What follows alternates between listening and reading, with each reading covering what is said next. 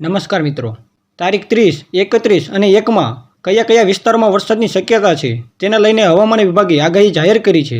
પણ આગળ આગાહી વિશે વાત કરીએ તે પહેલાં તમે અમારી ચેનલ ઉપર નવા હોય તો ચેનલને સબસ્ક્રાઇબ જરૂરથી કરી લેજો, જેથી હવામાનની એવી જાણકારી તમને અમારી ચેનલ ઉપરથી મળતી રહે. તો 30 તારીખના રોજ 3 જિલ્લામાં વરસાદનું એલર્ટ આપવામાં આવ્યું છે, જેમાં કચ્છ, દેવભૂમિ દ્વારકા અને પોરબંદરમાં છૂટાછવાયા સ્થળોએ ભારેથી અતિ ભારે વરસાદની શક્યતા છે.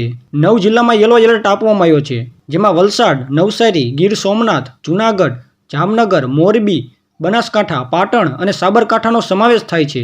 આ જિલ્લાઓમાં છૂટાછવાયા સ્થળો પર ભારે વરસાદની શક્યતા છે. બાકી રહેલા જિલ્લાઓમાં હવામાન વિભાગ દ્વારા કોઈ એલર્ટ આપવામાં આવ્યું નથી. અમુક વિસ્તારોમાં છૂટાછવાયા ઝાપટા સાથે ઘણા વિસ્તારોમાં સારો વરસાદ પણ પડી શકે છે. 31 તારીખથી વરસાદના વિસ્તારોમાં ઘટાડો આવશે. હવામાન વિભાગે 2 જિલ્લામાં વરસાદનું એલર્ટ આપવામાં આવ્યું છે, જેમાં નવસારી અને વલસાડનો સમાવેશ થાય છે. આ બંને જિલ્લામાં ભારે વરસાદની શક્યતા રહેલી છે. સૌરાષ્ટ્ર અને દક્ષિણ ગુજરાતના અમુક વિસ્તારોમાં છૂટાછવાયા વિસ્તારોમાં હળવો વરસાદ પડી શકે છે. અને 1 તારીખે પણ 2 જિલ્લામાં વરસાદનું એલર્ટ આપવામાં આવ્યું છે. દક્ષિણ ગુજરાતના વિસ્તારોમાં વરસાદની શક્યતા રહેલી છે, જેમાં નવસારી અને વલસાડમાં યલો એલર્ટ સાથે ભારે વરસાદની શક્યતા છે.